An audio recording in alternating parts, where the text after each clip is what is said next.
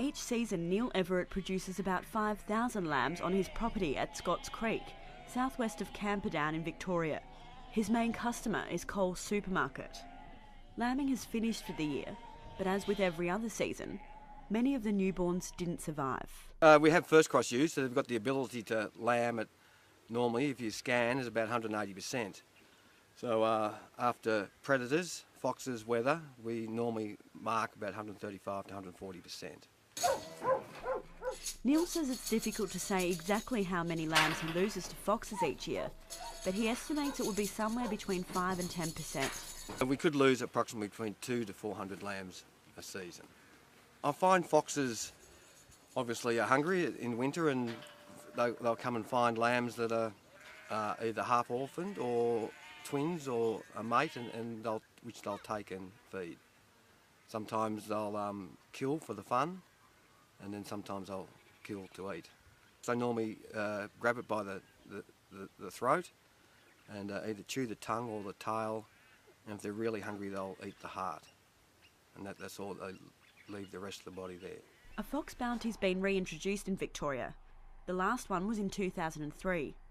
But Neil says other pest control methods are more effective. I think the bounty is a good thing, as it encourages people to shoot and get some money back for their exercise, but it's not obviously the only thing that's going to keep the fox population down. We need to get in neighbourhoods and bait and do other things.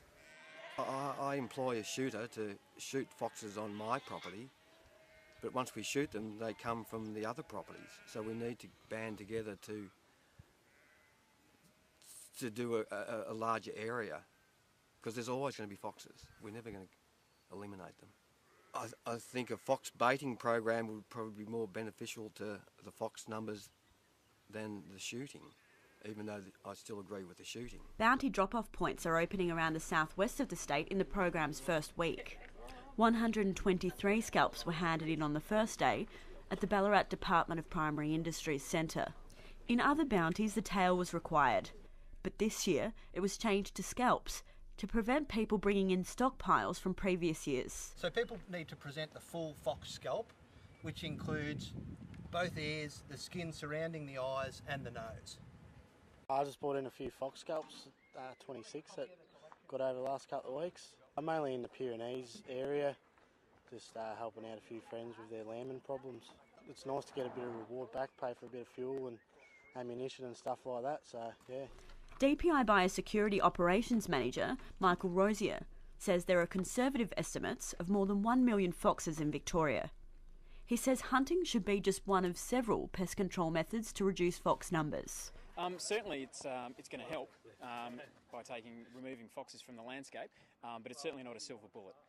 If you're talking about getting a widespread impact on fox numbers, the best thing that landholders can do is basically to implement integrated control, and what we mean by that is by tackling the problem from multiple angles. So it's not just about shooting, whether it be opportunistic or for the bounty reward, but also doing things like working together with your neighbours and implementing community baiting programs.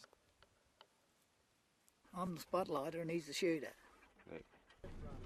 Up until the end of September, Noel Blair and Isles Elliott spend many of their nights walking around local farmland and along the banks of the Avoca River looking for foxes. We're merino breeders and we have fat lambs, and the foxes have killed about 25, I suppose, lambs this year on this property, and we grow crops and hay.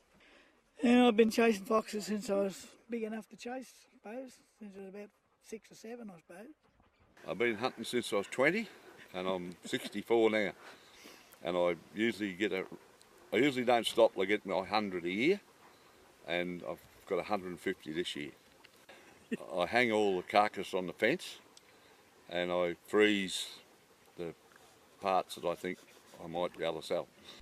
Noel and Isles are pleased about the reintroduction of a fox bounty, but hunting's not something they do for money. Sometimes they come home with nothing. Probably three hours a night spotlighting, most nights. Won't pay for your diesel, will it? It wouldn't pay you way, but it goes a long way towards bullets and fuel. You know, I suppose there's not many sports that do pay their way, so no. Yeah. That's what people tell you. Yeah. But go and play golf. Be careful you don't miss their nose. There you go. All done. Yeah, put them round on Why do you do it? Oh, just Something to do, isn't it? just like man versus wild sort of thing, you know. Yeah. This attracts our foxes when we bring them in.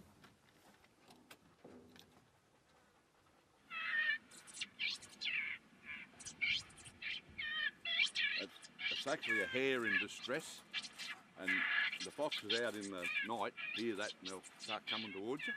So you just got to sit and wait, and when you're ready, yeah. Isles has 5 hunting dogs that he uses to track down foxes.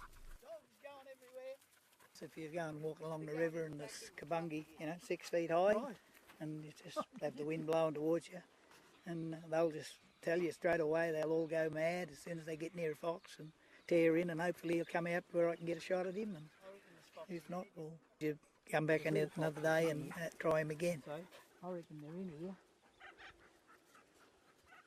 Losing lambs in this paddock here, and Noel shot one down in the neighbour's paddock here, and another neighbour, he shot one the same night, and instantly they stopped killing. Yeah. So we reckon one of those 2 foxes that was shot there was the fox that was killing the lambs. The pair rarely hunt at this time of the year. They say the bounty should have been reintroduced when fox activity was at its peak. Too late. Very late. Very. Should have been in autumn, in the autumn time when everyone's lambing, because now there's that much grass and crops. The little foxes are all in the dens and they're hard to find, and all the rest of it. Yeah. But it won't be long until Noel Blair and Isles Elliott will be on the hunt again, each night when the sun goes down.